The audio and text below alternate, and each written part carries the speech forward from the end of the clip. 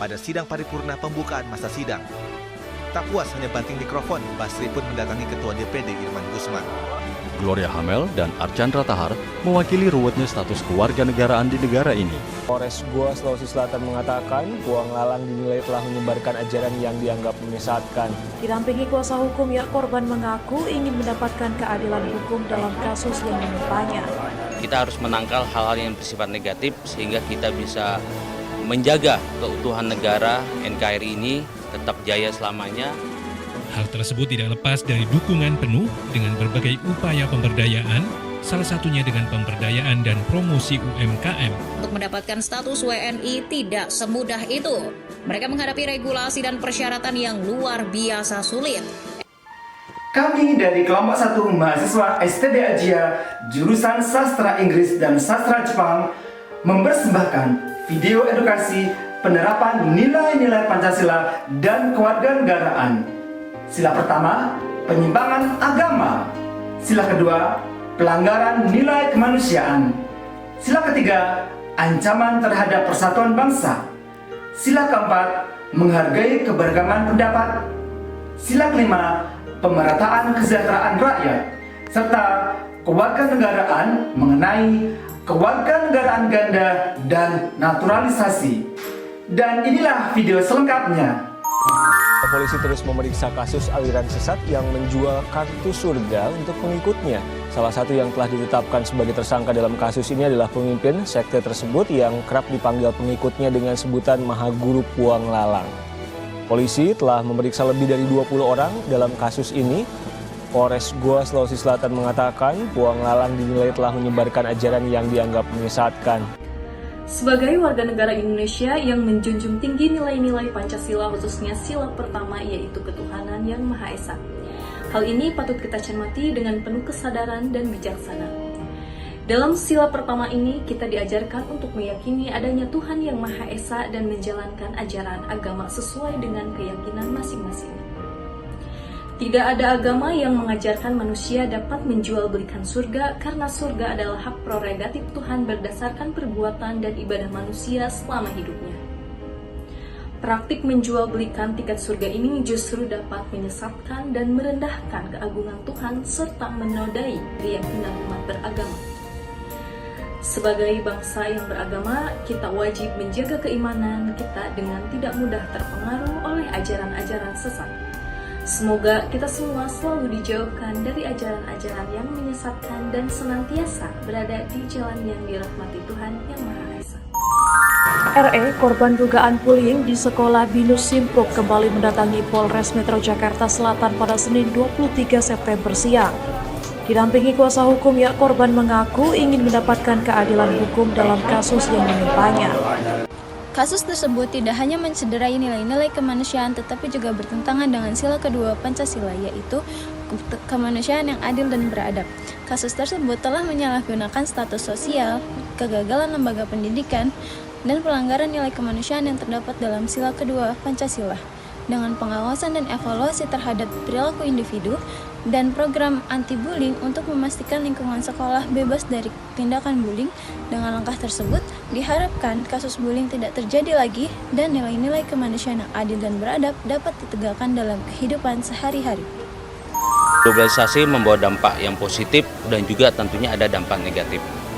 Tentunya dalam hal itu kita harus menangkal hal-hal yang bersifat negatif sehingga kita bisa menjaga keutuhan negara NKRI ini tetap jaya selamanya. Globalisasi seperti pisau bermata dua, membawa peluang sekaligus ancaman bagi masyarakat yang berpotensi menjadi ancaman bagi nilai-nilai luhur bangsa. Contohnya, nilai-nilai luhur dalam masyarakat Indonesia dapat menciptakan generasi yang rentan terhadap provokasi. Akibatnya, persatuan dan kesatuan bangsa yang telah diperjuangkan oleh para pejuang terancam. Kondisi ini bertentangan dengan sila 3 Persatuan Indonesia. Jika tidak diantisipasi, dampak buruk ini dapat mengakibatkan perpecahan yang berpotensi menggoyahkan keutuhan bangsa. Penanaman nilai Pancasila dan penguatan karakter kebangsaan harus menjadi fokus utama sehingga dampak negatif globalisasi seperti ancaman terhadap kesatuan bangsa dapat dicegah sedini mungkin. Kunci menghadapi globalisasi ada pada masyarakat itu sendiri, di mana masyarakat harus bisa menarik pengaruh yang masuk pintu ini untuk mempertahankan jati diri bangsa. Anggota DPD asal Maluku Utara, Basri Samara, marah dan membanting mikrofon saat interupsi kepada pimpinan DPD pada sidang paripurna pembukaan masa sidang. Tak puas hanya banting mikrofon, Basri pun mendatangi Ketua DPD Irman Gusman. Sidang seperti ini jelas tidak mencerminkan pengamalan sila keempat Pancasila. Sebagai wakil rakyat yang telah diberikan kepercayaan oleh rakyat, sudah seharusnya kita memberikan contoh terbaik kepada masyarakat dalam penerapan nilai-nilai Pancasila. Negara Indonesia, termasuk negara demokratis, menjunjung tinggi musyawarah untuk mufakat. Dalam proses musyawarah, perbedaan pendapat adalah hal yang sangat wajar. Namun, perbedaan tersebut harus dihadapi dengan sikap saling menghormati, menerima masukan, dan mengedepankan kepentingan bersama di atas kepentingan pribadi maupun kelompok. Sikap-sikap ini sejalan dengan nilai-nilai Pancasila yang menuntut para pemimpin rakyat untuk bertindak bijaksana dan menghargai keberagaman pendapat. Insiden dalam rapat tersebut mencederai semangat kebersamaan dan musyawarah. Sebagai cerminan lembaga legislatif dan contoh bagi masyarakat, wakil rakyat harus menjunjung profesionalisme, etika, tanggung jawab moral, dan menjaga kehormatan lembaga dan kepercayaan rakyat. UMKM di Kota Yogyakarta terbukti mampu bertahan dari gempuran pandemi COVID-19.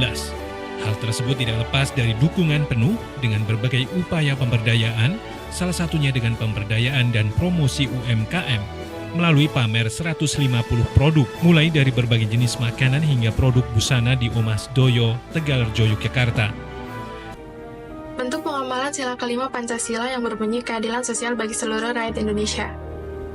Pemerintah melakukan pengentasan kemiskinan salah satunya dengan cara memberikan dukungan terhadap pelaku UMKM. Hal ini dilakukan agar terjadi pemerataan kesejahteraan sosial bagi seluruh rakyat Indonesia. Salah satu bentuk dukungan pemerintah terhadap pelaku UMKM yaitu memberikan kebijakan berupa program pemulihan ekonomi nasional dukungan UMKM. Program ini dijalankan melalui perangkat desa terhadap pelaku UMKM dengan cara memberikan modal, memberikan pelatihan, serta memberi pendampingan. Dengan adanya program pemerintah dan dukungan yang tepat, diharapkan stabilitas ekonomi daerah segera terwujud, agar masyarakat bisa mengembangkan usahanya secara lebih produktif dan terus berkelanjutan. Kisruh kewarganegaraan yang dialami Archandra Tahar dan Gloria Natapraja Hamel adalah bukti gagapnya aparat kita menyikapi status kewarganegaraan warganya. Archandra yang lama menetap di Amerika dan punya paspor negara itu harus dicopot dari jabatannya sebagai Menteri ESDM. Sementara Gloria yang lahir dari ayah seorang warga negara Prancis sempat tak boleh menjadi pasukan pengibar bendera pusaka di Istana Negara. Gloria Hamel dan Archandra Tahar mewakili ruwetnya status kewarganegaraan di negara ini. Di era persaingan global, pemerintah dituntut untuk merapikan peraturan sehingga ada keseimbangan antara cinta Indonesia dan tuntutan menjadi warga dunia. Ada perbedaan pelakuan dari dua kasus kewarganegaraan ganda yang terjadi di Indonesia, yaitu kasus Archandra Tahar dan Gloria. Hal tersebut dikarenakan Gloria masih di bawah umur.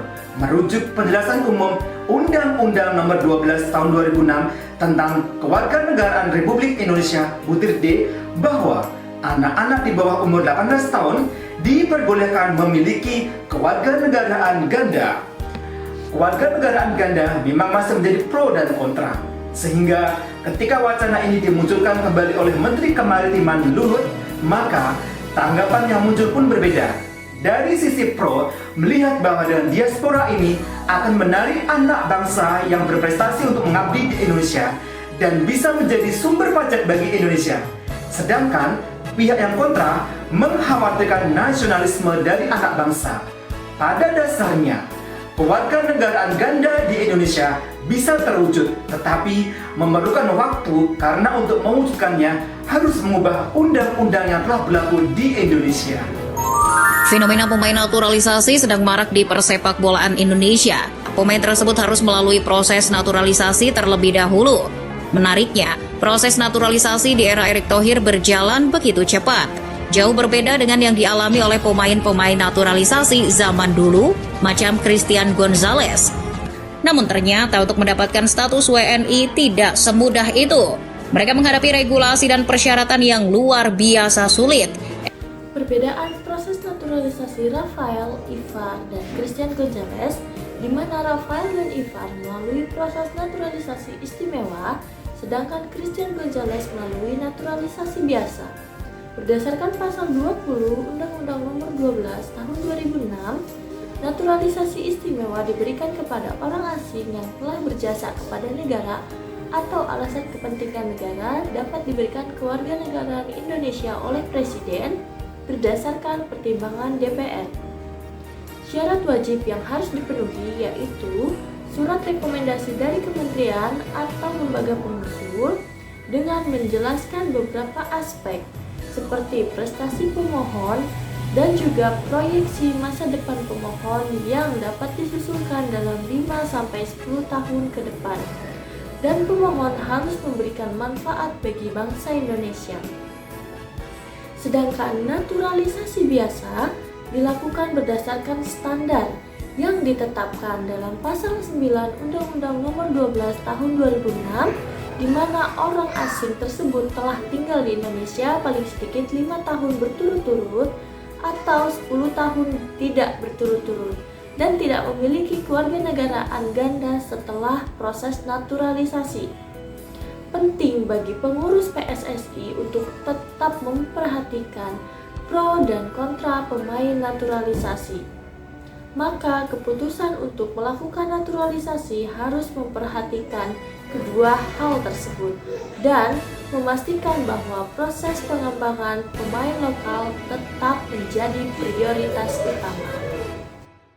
Dari komentar-komentar yang ada, bisa kita simpulkan bahwa pengamalan sila-sila Pancasila di Indonesia sudah ada yang diterapkan dengan baik, namun ada juga yang masih belum menerapkannya. Maka, penting bagi kita semua menanamkan nilai-nilai yang terkandung dalam butir-butir Pancasila sejak dini dan bisa dimulai dari diri kita serta keluarga kita. Jika semua keluarga menanamkan nilai-nilai Pancasila sejak di rumah, maka masyarakat pun akan terwarnai dengan nilai-nilai Pancasila. Mari bersama-sama kita perbaiki diri kita dan amalkan nilai-nilai Pancasila sehingga penerapan Pancasila secara komprehensif akan membuahkan hasil yang baik. Sedangkan untuk kasus kewarganegaraan baik permasalahan naturalisasi maupun kewarganegaraan ganda perlu ditindaklanjuti oleh pemerintah dengan bijak. Pastikan bahwa undang-undang yang kelak berlaku tidak hanya menguntungkan satu pihak atau satu golongan saja, tetapi memang untuk kepentingan negara. Mari kita dukung hal-hal positif yang berkaitan dengan naturalisasi dan kewarganegaraan ganda dengan tetap mengawal secara ketat agar hal-hal yang dikhawatirkan tidak terjadi di Indonesia.